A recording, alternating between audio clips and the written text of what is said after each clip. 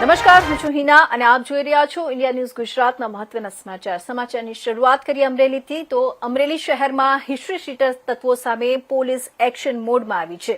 થોડા દિવસ પહેલા એક લગ્ન પ્રસંગ દરમિયાન થયેલી મારામારીના કેસમાં ફરાર રહેલા આરોપીને પોલીસે ઝડપી પાડ્યો છે. આરોપી યુવરાજ મકવાણા, જેના વિરુદ્ધ અગાઉથી જ અનેક ગુનાઓ નોંધાયેલા છે, તેને ડીવાયએસપીની હાજરીમાં ઘટના સ્થળે લઈ જઈ રિકન્સ્ટ્રક્શન કરાયું હતું. મહત્વપૂર્ણ બાબત એ છે કે આરોપી અગાઉ હત્યાના પ્રયાસના કેસમાં 10 વર્ષની સજા ભોગવી ચૂક્યો છે અને હાલમાં જામીન પર હતો. તે દરમિયાન જ આ નવી ઘટના ઘટી હતી. પોલીસ દ્વારા હવે આરોપી સામે કાયદેસરની કાર્યવાહી આગળ ધપાવવામાં આવી રહી છે.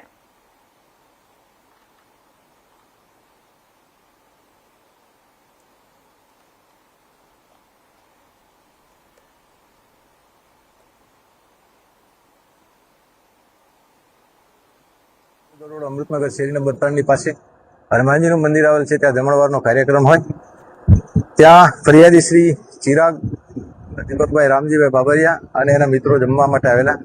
ત્યારે એક શિવકુ કાઠી અને બીજા 2 માણસો એની સાથે આવેલા અને આ ફરિયાદીને લાફા મારી અને એની સાથે મારામારી કરેલી અને ગાળો પણ બોલેલા અને અપમાનજનક શબ્દો પણ બોલેલા અને એ માણસ છરી બતાવીને એને ધમકાવેલો.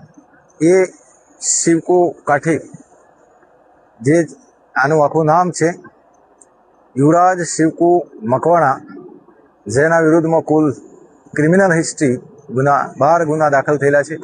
જેમાં એક ખૂનની કોશિશના ગુનામાં નામદાર કોર્ટે એને 10 વર્ષની સખત કેદની સજા કરેલી અને 25,000 રૂપિયાનો દંડ કરેલો, જે હાલ જામીન ઉપર છે અને એ દરમિયાન આને ગુનો કરેલો છે. એટલે આ ક્રિમિનલ હિસ્ટ્રી ધરાવતા વ્યક્તિને આજરોજ પકડવા